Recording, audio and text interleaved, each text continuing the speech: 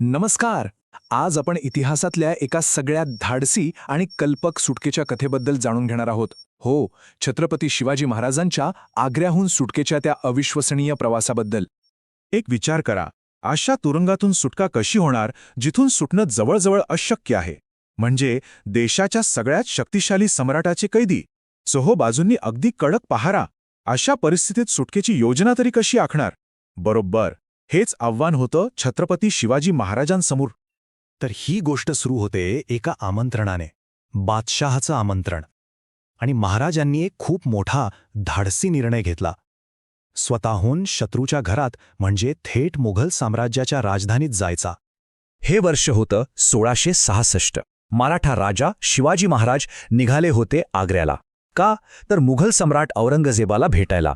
आणि हे सगळं घडत होतं एका वचनावर, सुरक्षित प्रवासाच्या वचनावर. म्हणजे बघा, मिर्झाराजे जयसिंगांच्या आश्वासनावर विश्वास ठेवून महाराज आपले पुत्र संभाजीराजे आणि काही निवडक सरदारांना घेऊन आग्र्यात पोहोचले. या भेटीमागे खूप मोठे राजकीय डावपेच होते आणि त्यातला सगळ्यात नाजूक धागा होता विश्वास. पण त्या वचनाचं काय झालं? आग्र्याच्या दरबारात जे घडलं ना, ते दिलेल्या शब्दाच्या अगदी उलट होतं. सन्मान? छे, महाराजांच्या वाट्याला आला तो फक्त आणि फक्त घोर अपमान. औरंगजेबानं महाराजांचा विश्वासघात केला होता.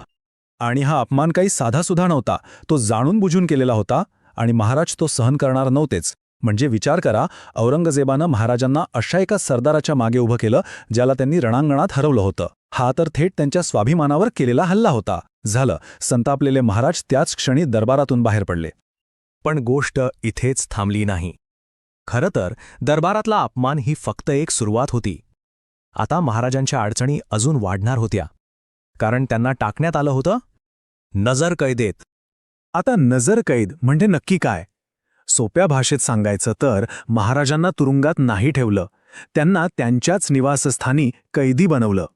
म्हणजे घराच्या चारी बाजूंना कडक पहारा होता आणि बाहेर पडायला पूर्णपणे बंदी. नावापुरतं घर होतं ते, पण खरं तर ती एक कैदच होती. आणि मग दिवस जाऊ लागले, दिवस आठवड्यांत बदलले आणि आठवडे महिन्यांमध्ये. सुटकेचं काहीही चिन्ह दिसत नव्हतं. विचार करा, स्वराज्यापासून इतक्या दूर, शत्रूच्या जाळ्यात अडकल्याची भावना आतून किती पोखरत असेल. आणि मग औरंगजेबाचा तो अंतिम आणि सगळ्यात भयंकर निर्णय समोर आला. त्यानं पक्क ठरवून टाकलं होतं की शिवाजीला महाराष्ट्रात कधीही परत जाऊ द्यायचं नाही. बस. या एका निर्णयामुळे परिस्थिती पूर्णपणे हाताबाहेर गेली होती. महाराजांचं भवितव्य एकदम अंधारात गेलं होतं. पण म्हणतात ना, जिथे संकट मोठं असतं तिथेच संधी पण जन्माला येते. आणि आता शिवाजी महाराज परिस्थितीचे बळी न राहता स्वतःच्या सुटकेचे शिल्पकार बनणार होते. पण देशाच्या सगळ्यात शक्तिशाली माणसाच्या कैदेत अडकल्यावर काय योजना असू शकते? चारी बाजूने शत्रूचा पहारा असताना सुटकेचा कोणता प्लॅन यशस्वी होऊ शकतो? महाराजांनी एक अशी योजना आखली होती जिचा कुणीही विचार केला नसेल. तर प्लॅन काय होता? बघा, ही योजना होतीच अविश्वसनीय. पहिली पायरी होती आजारी पडण्याचं नाटक करायचं. आणि मग तब्येत सुधारावी म्हणून साधू संतांना, फकीरांना मिठाई आणि फळांचे मोठेच्या मोठे पेटारे पाठवायला सुरुवात केली. आता सुरुवातीला पहारेकरी प्रत्येक पेटारा अगदी नीट तपासायचे.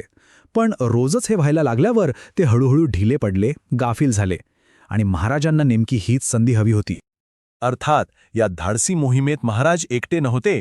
त्यांच्यासोबत होते त्यांचे पुत्र संभाजीराजे आणि त्यांचे 2 जीवाभावाचे सेवक हिरोजी फर्जंद आणि मदारी मेहतर.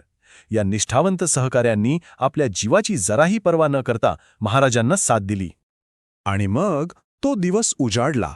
आता आपण पाहणार आहोत या कथेचा थरारक शेवट आणि त्यानंतर घडलेला तो ऐतिहासिक क्षण, सिंहाचं पुनरागमन.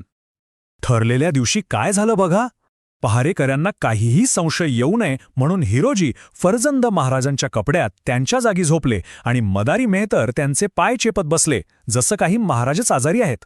आणि बरोबर याच वेळी शिवाजी महाराज आणि संभाजीराजे मिठाईच्या 2 मोठ्या पेटाऱ्यांमध्ये बसले आणि त्या कडेकोट बंदोबस्तातून अगदी पहारेकऱ्यांच्या डोळ्या देखत बाहेर पडले.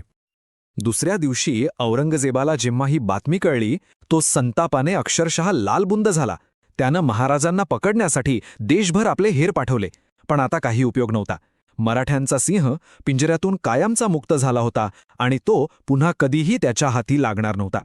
पण सुटका झाली म्हणजे प्रवास संपला नव्हता. आग्र्याहून रायगडापर्यंतचा प्रवासही तितकाच खडतर आणि धोकादायक होता. महाराजांनी आधी संभाजीराजांना मथुरेत एका सुरक्षित ठिकाणी ठेवलं आणि मग स्वतः वेषांतर करून अनेक संकटांना तोंड देत अखेरीस आपल्या राजधानीत रायगडावर सुखरूप परतले. तर मग एखाद्या नेत्याला खऱ्या अर्थाने महान काय बनवतं? शिवाजी महाराजांची ही कथा फक्त एका सुटकेची गोष्ट नाहीये.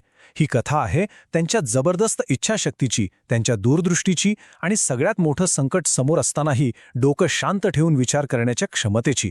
ही कथा आपल्याला हेच दाखवून देते की खरं नेतृत्व फक्त सत्तेत नसतं, तर अशक्य वाटणाऱ्या परिस्थितीतून मार्ग काढण्याच्या कलेमध्ये असतं.